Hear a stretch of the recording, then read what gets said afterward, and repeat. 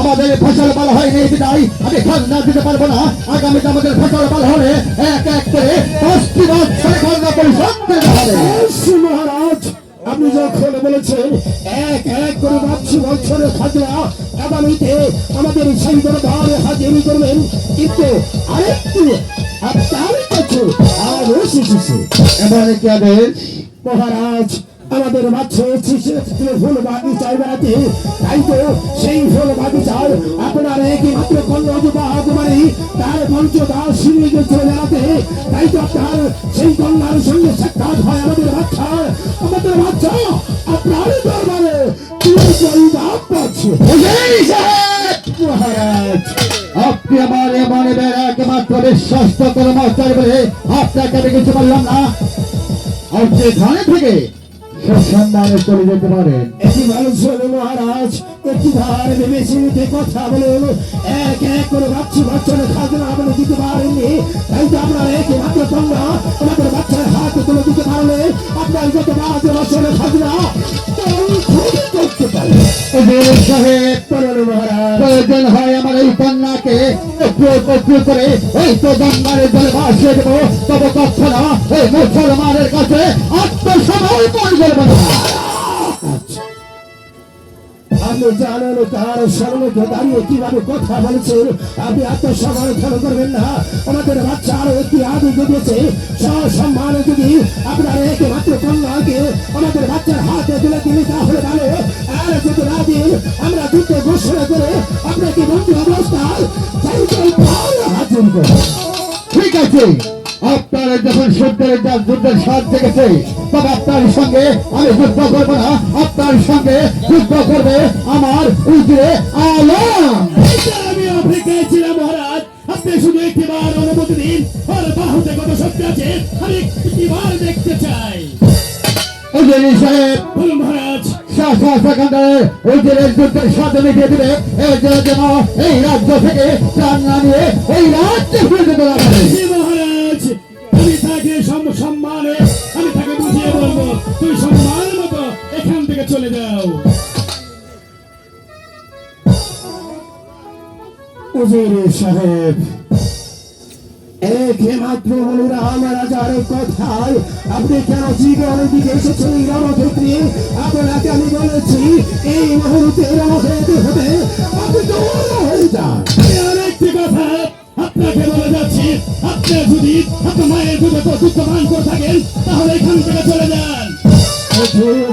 সাহেব, তাহলে আজ আমার কথা লঙ্ঘন করে আমাকে মায়ের গালি দিয়েছে, তাই তো একটিবার আপনার বাহুতে কত বহনে রয়েছে, আমি সেখানে রাস্তার অধীনে করতে চাই। কেবল করলে আপনি এই হবে তুমি এখান থেকে কিভাবে বিদায় হয়ে চলে যাও। তার বাহুতে কত শক্তি আছে।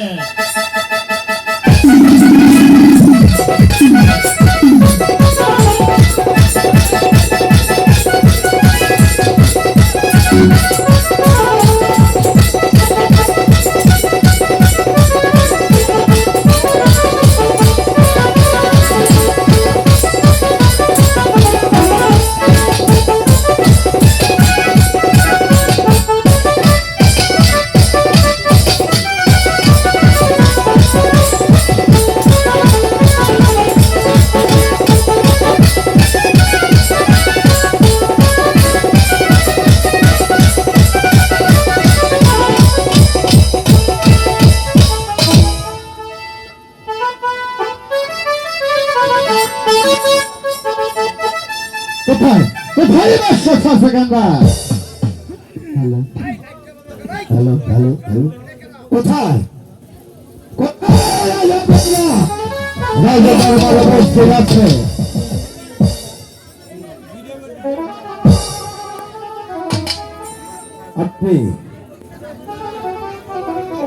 আপনি আমার সাথে 5টি বৎসর খাজনা নিয়ে প্রতারণা করেছে।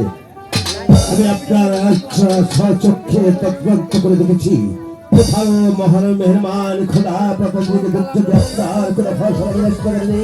আপনার সমস্ত প্রকারের শুভ শান্তি ভারত করছে, সাহস আপনি আমার উচিত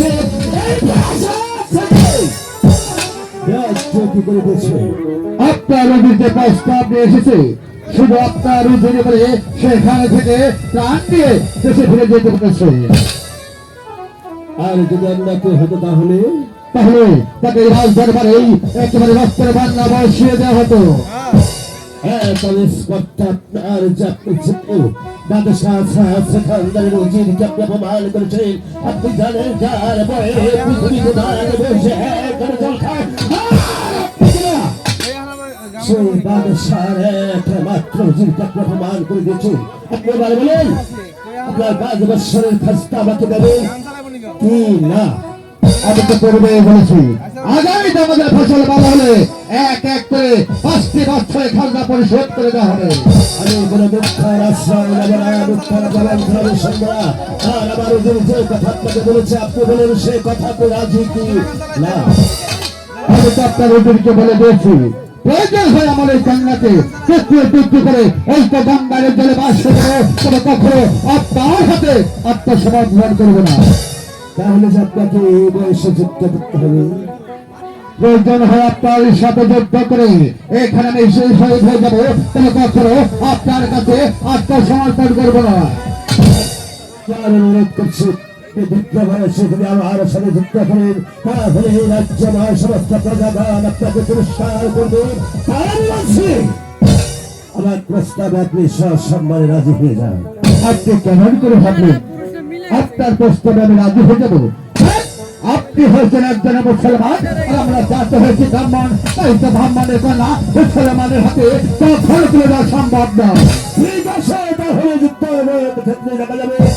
যুদ্ধে যদি আপনি পরাজয় হন তাহলে কি আপনার জন্য কেমন দিবেন? কি দিবেন না দেবেন বলেন? আপনার কাছে যদি আমি বন্ধুত্ব স্বীকার করি, তবে কখনো আমার কন্যাকে আপনার হাতে তুলে দেবো না। প্রয়োজন হয় আপনার ওই অন্ধকার কারাগারে আজীবন থেকে আমার জীবন দিয়ে দেবো। তাহলে আপনার দরবারে এবার যুদ্ধের পরিচয় শেষ হয়ে যায়। হ্যাঁ, তবে তাই হয়ে যাবে।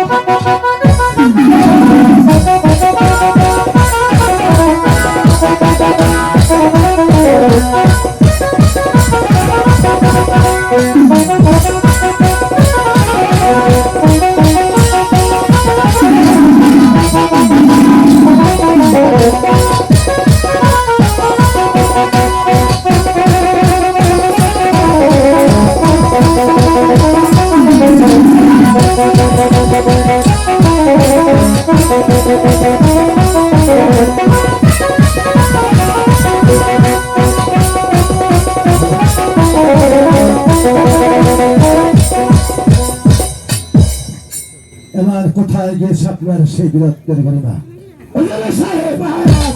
এই মুহূর্তে রাজাকে শৃঙ্খলিত করে নিয়ে শুনুন। এই শুধু আমরা কথা মতো শৃঙ্খল করাচ্ছি।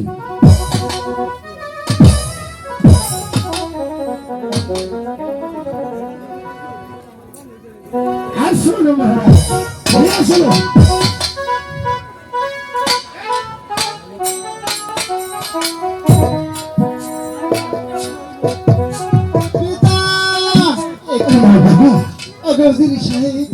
আমার পিতার হাতে বন্ধন কেন? আজ তোমার হাতে পিতার হাতে শৃঙ্খল